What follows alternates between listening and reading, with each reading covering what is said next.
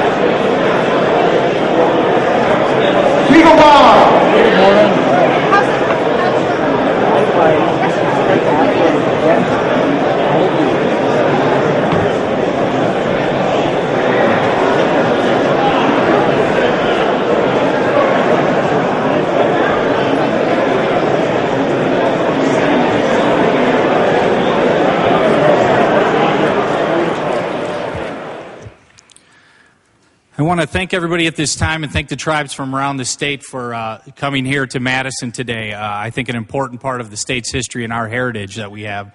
And thanks for bringing the nice weather with you as well. But it is my honor and privilege to bring up our guest speaker today, Michael Wiggins, Jr., Chairman of the Bad River Band of Lake Superior Tribes. Welcome, Mike.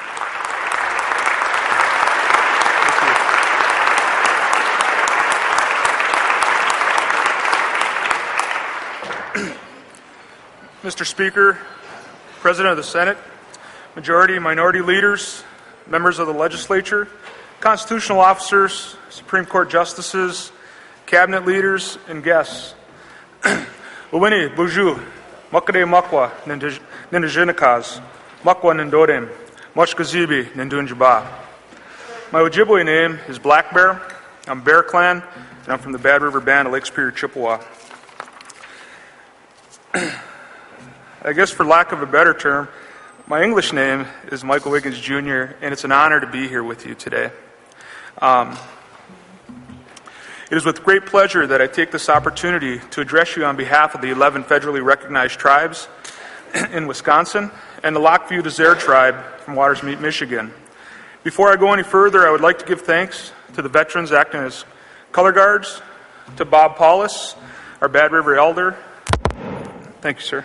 Spiritual advisor for the wonderful invocation, and to Brianna Pirro, 8th grade student from Bad River, for leading us in the Pledge of Allegiance. If I could have a round of applause for them.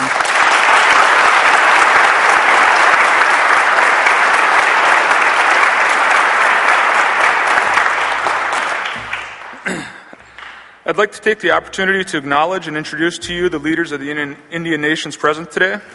When I call your name, please rise. And Forest County Potawatomi Community, James Crawford, Vice Chairman.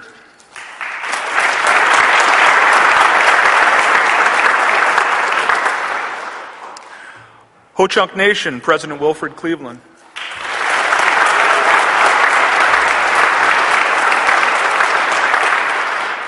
Lakoutere Band of Lake Superior Chippewa Indians, Chairman Lewis Taylor.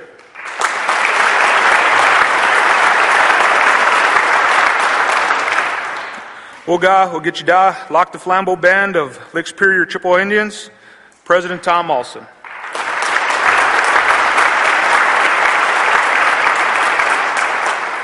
Lac Vieux des Airs Band of Lake Superior Chippewa Indians, Chairman Alan Shively.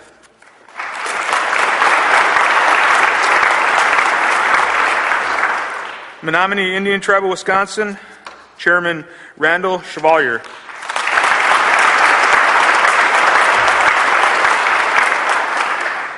The United Tribe of Indians of Wisconsin, Chairman Richard Hill.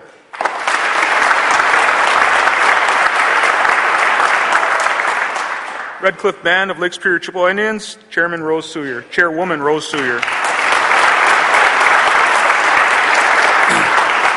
St. Croix Chippewa Indians of Wisconsin, Chairman Lewis Taylor.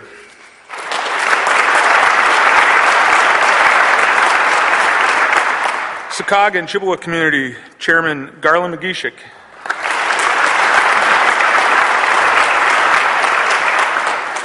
Stockbridge Muncie Community Council Member Scott Veely.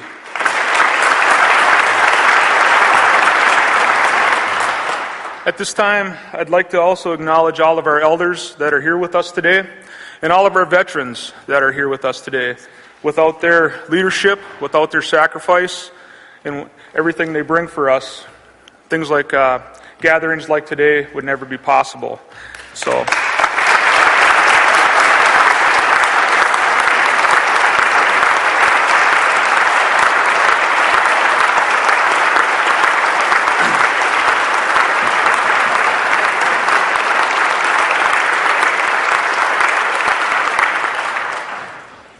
For the past 6 years, the tribes located in Wisconsin have been coming to Madison at the invitation of the Joint Legislative Leadership to speak with you regarding issues in our tribal communities.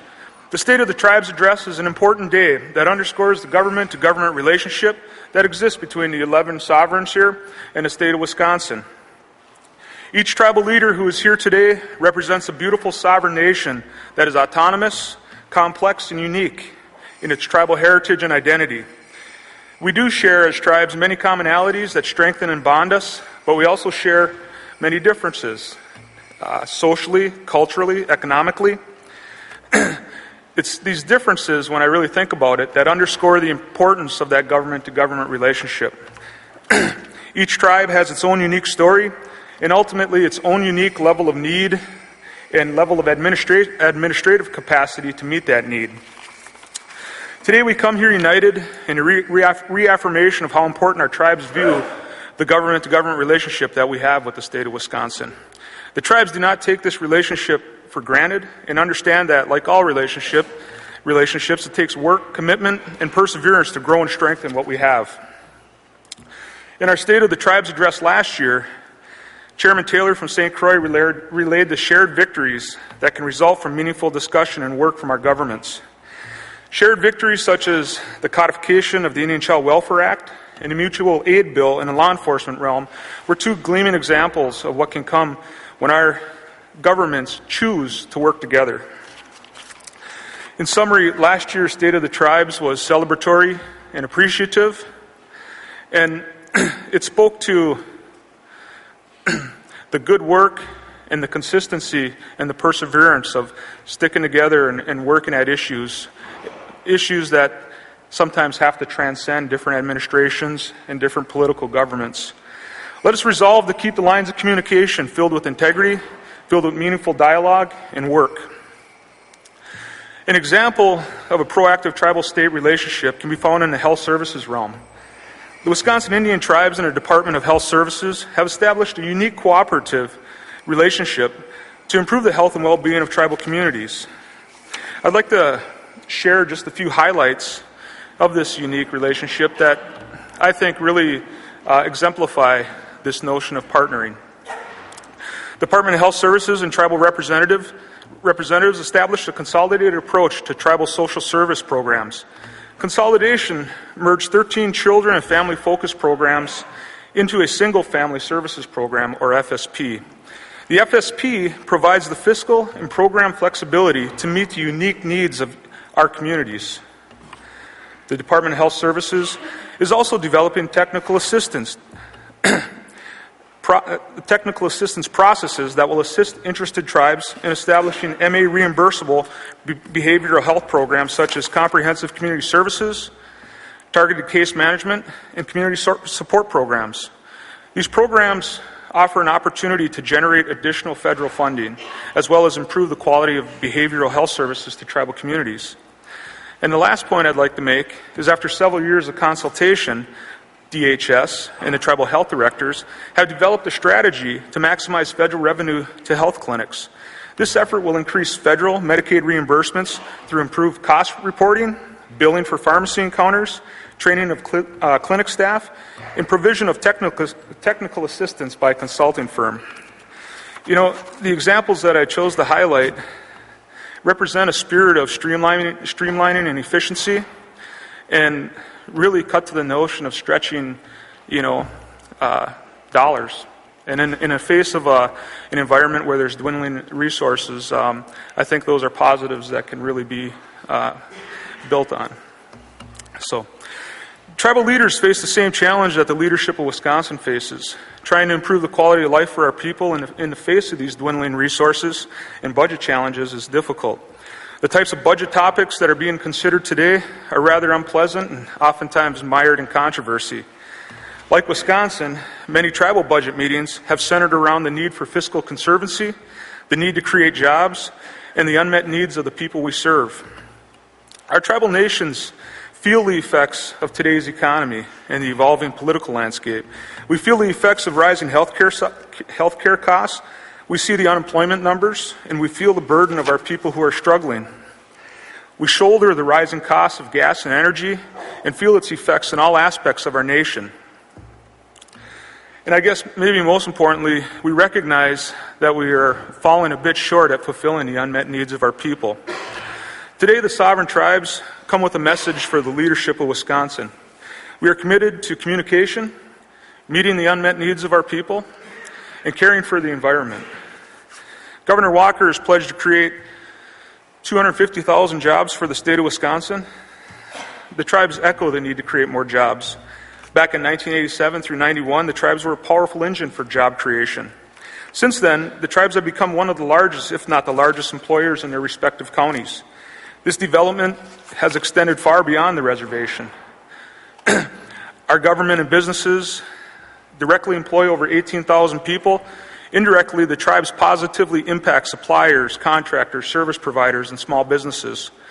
Our estimate is there are at least 100,000 other jobs that are indirectly impacted in a positive way. This positive impact is because of the administration of our tribal governments and our enterprises. And to those who would claim that Indian tribes and tribal members do not pay taxes, I would point out that the tribes pay over $87 million in state and federal employment and withholding taxes. Local governments and civic organizations depend on tribal contributions for operations funds. Some local governments rely on tribal governments for government services. Tribal health funds support local clinics, while tribal clinics in turn serve local health needs that go far beyond the boundaries of our reservation. The tribes also contribute to the betterment of all people in Wisconsin in other ways. Tourism is a huge business for Wisconsin as it is for the tribes. The reality of the last several years is that the Wisconsin state budget relies on the gaming contributions from our tribal nations for funding the Wisconsin Department of Tourism. The tribes recognize the importance of tourism to the state's economy and Wisconsin's entire tourism marketing efforts. That's fully 2/3 of the budget. The National Native American Tourism Association had its beginnings in Wisconsin, and NATOW, the Native American Tourism of Wisconsin organization, which first received funds in the last biennial budget, has been a partner with the state in promoting long-distance and foreign heritage tourism for years. To showcase an example of the good work that NATOW and others have done, I would like to say the tribes are united in our excitement about the Indigenous Games that will be held this summer in Milwaukee on July 10th through the 14th. The Games will be a 5-day event that will feature competition and sports for Native youth to showcase their talents. This event will also generate positive cash flow in the form of tourism-based spending, as tens of thousands of people descend on Milwaukee for that event. All this is by way of saying that the state and the tribes are partners in economic development and in the creation and preservation of jobs. We have mutual interests, seeing the development of good, sustainable jobs.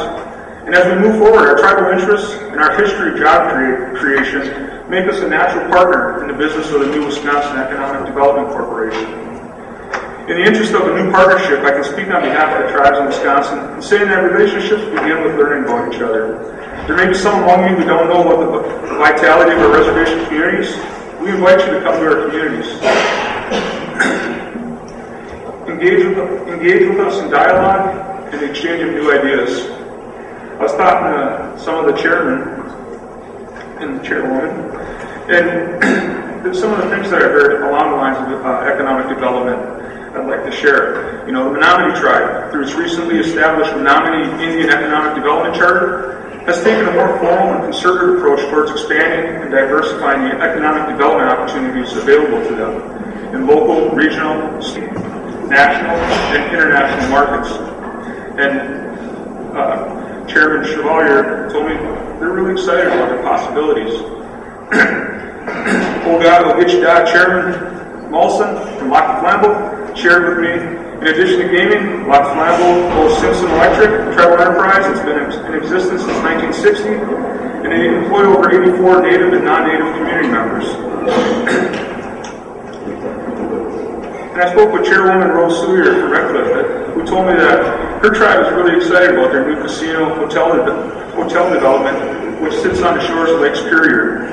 One of the things she's really proud of, and I guess we're really proud of, is the fact that they're taking a very eco-friendly approach to their development, and it's one that's going to really preserve the integrity of the shoreline and the wilderness that surrounds Redcliffe there. And last, I'd share with you Chairman Hill, some of Chairman Hill's observations and information that he shared with me.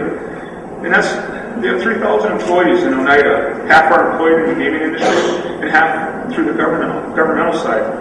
The Oneida tribe owns numerous enterprises, and when I looked at and listened to how many enterprises Oneida really has, I was quite astounded and actually a little jealous too, I have to say.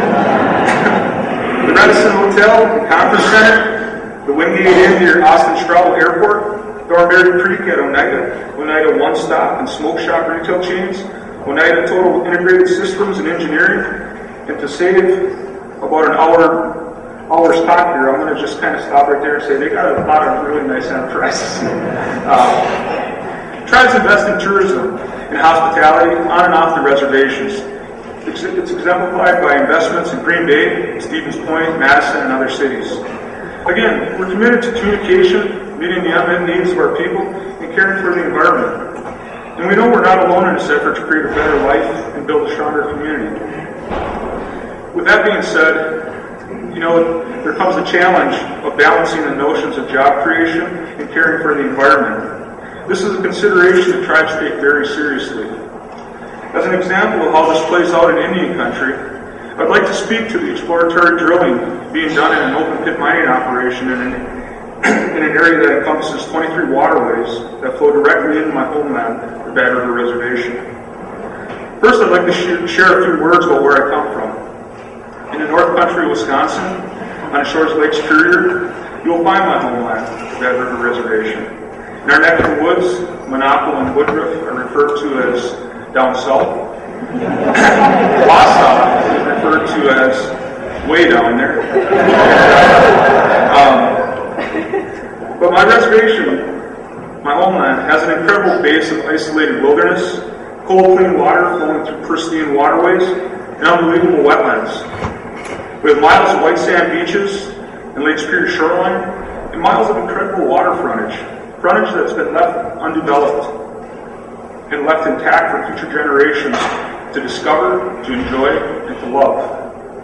My people value environmental protection and preservation, and they shoulder, each and every one of my tribal members shoulder the sacrifice that it takes to keep our tribal lands and waters clean. Bad River, well, in a paradoxical kind of way, Bad River is financially poorer than other tribes on account of how rich we are. Bad River's lands and waters sustains my people, the culture, and our identity. Our lands and waters define who we are as Ojibwe people, and ultimately encapsulate the hope and optimism we feel when we think of those generations yet to come. I'm telling you about the environmental riches of the Bad River Reservation and the spirit of environmental stewardship that we internalize. Because I want to illuminate, I guess, in a way of speaking, what it feels like to watch some of the issues that we're currently dealing with play out from an Ojibwe perspective. And to do that, I'm going to reference a story from a book I read a long time ago.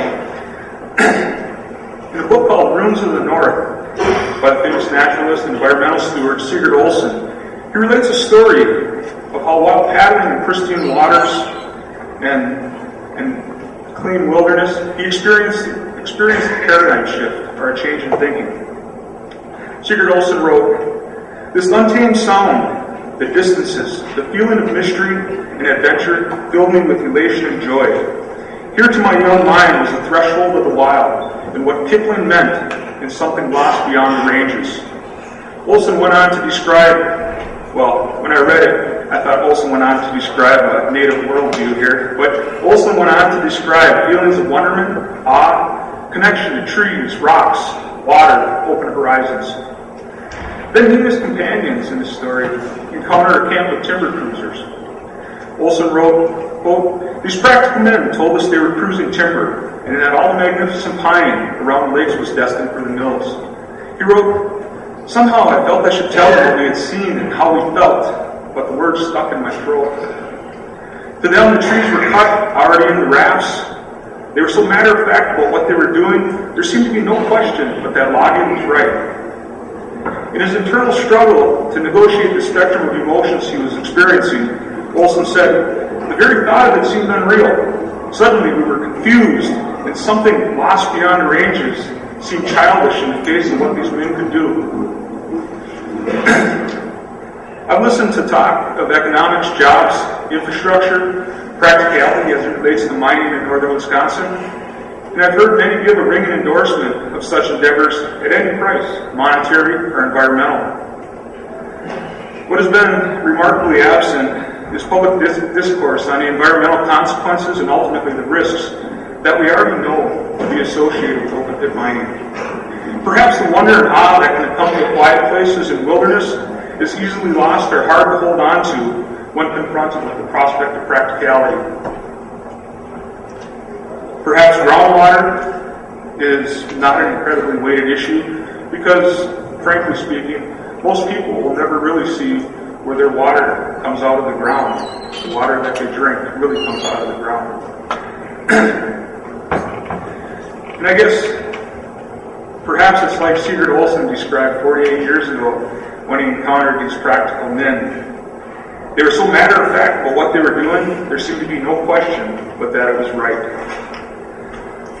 To that, I guess I'd just say, the tribes are compelled, through a unified value system based in culture and our worldview as it pertains to the environment, to see beyond ringing endorsements and ultimately well beyond industrialization, especially industrialization with unquantified and undetermined environmental risks. The tribes recognize that threats to surface water, groundwater, air quality, and ultimately our Anishinaabe way of life sound a call to action. A call to protect and preserve what we have for future generations. I would like to add here that when I say future generations, I also mean the progeny of all the people from Wisconsin, tribal and non-tribal. Wisconsinites, along with the tribes, share a history that is deeply connected to the waters and forests of this state. I believe that manifests itself in what many describe as a Northwest spirit. Many tribes express their goals as preserving their promise and duty to the seventh generation. We must balance development and job creation with due regard for Mother Earth and our people to the seventh generation. To realize that, the tribes expect communication and negotiation in matters that affect our people, our reservations, the wild rice, and our ceded territory interests and rights. We have seen what good can come when the tribes and state can agree on resource management. The Great Lakes Indian Fish and Wildlife Commission and the DNR, through working together, joint management, have made our fisheries and a lot of our resources more abundant than they were in the past. Through cooperation and conservation and law enforcement, our communities became safer. When it comes to economic development, it is the tribe's hope that this cooperation will continue, and that the tribes will be present in the discussions, planning, and oversight. I guess when I was thinking about the message that I wanted to bring, I woke up this morning and I picked up the Wisconsin State Journal, and I seen on the front page, "Mine seen as an economic boom." And I know what that's about, and I refuse to let that diminish the message I'm trying to send today. What this really sends to me is a message that, and I'm very thankful for this, that many of you out there, movers and shakers, mining officials, and maybe the machine that drives these types of efforts, recognize who we are and what we stand for. And I guess when I look for a positive to take away, as I looked at this paper this morning, that's kind of what I settled on. There have been recent maneuvers and legislative initiatives that we would also like to touch base on and highlight.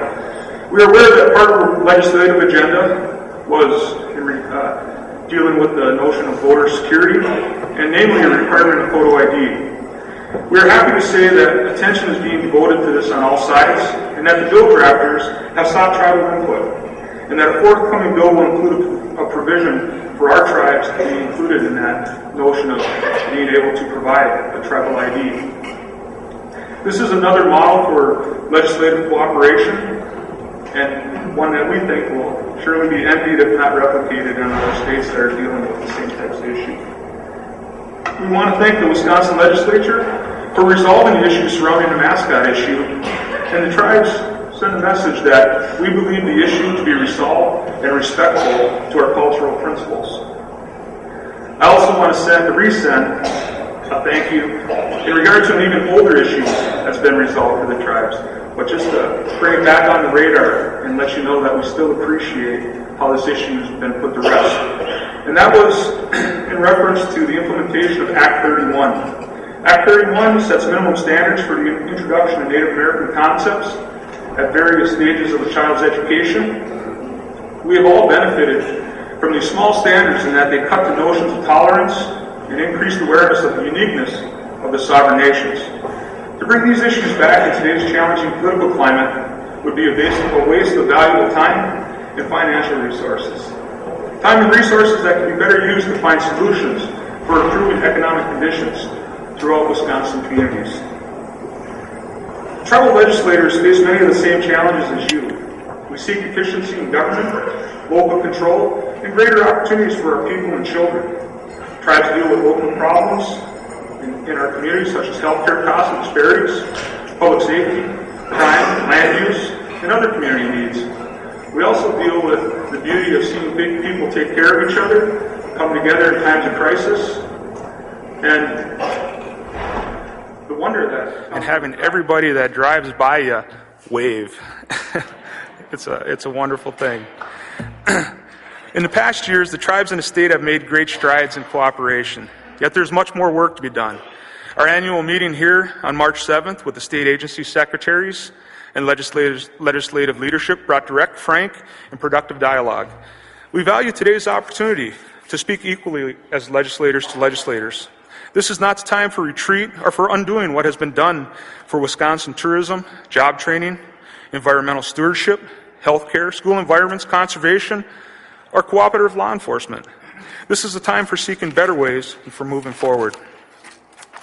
The tribes are hopeful that we can find a balance between bringing an end to this recession while still exemplifying the environmental stewardship that is intertwined in our history.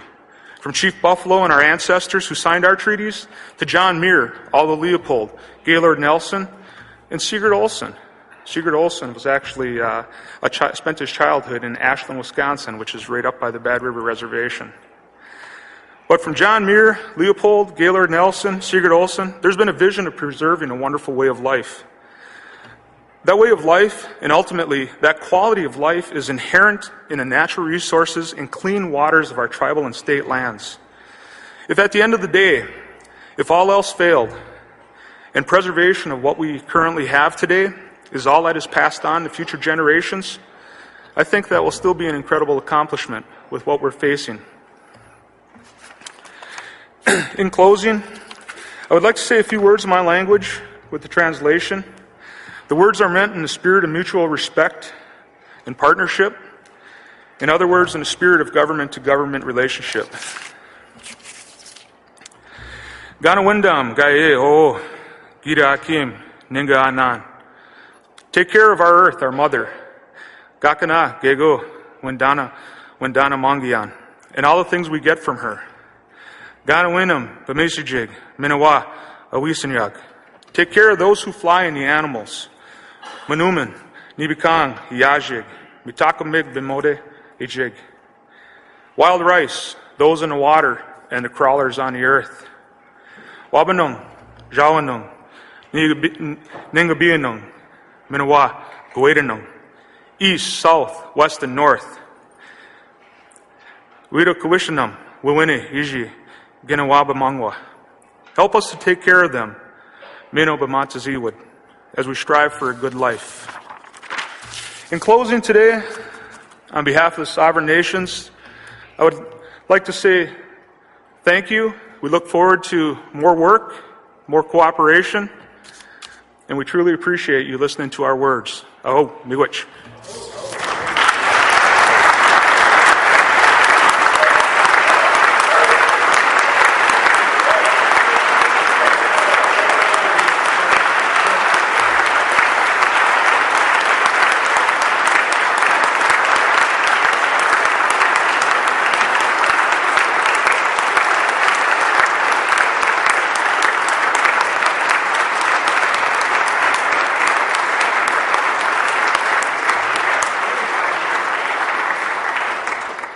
Please remain standing for the retirement of the colors.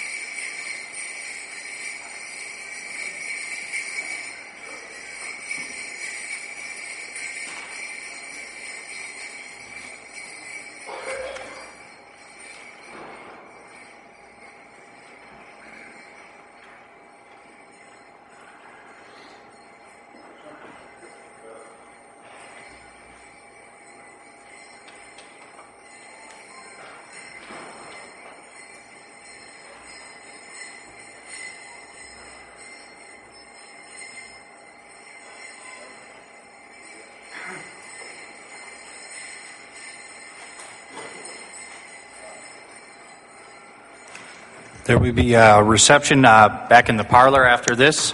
The Assembly will stand in recess for the purpose of the reception.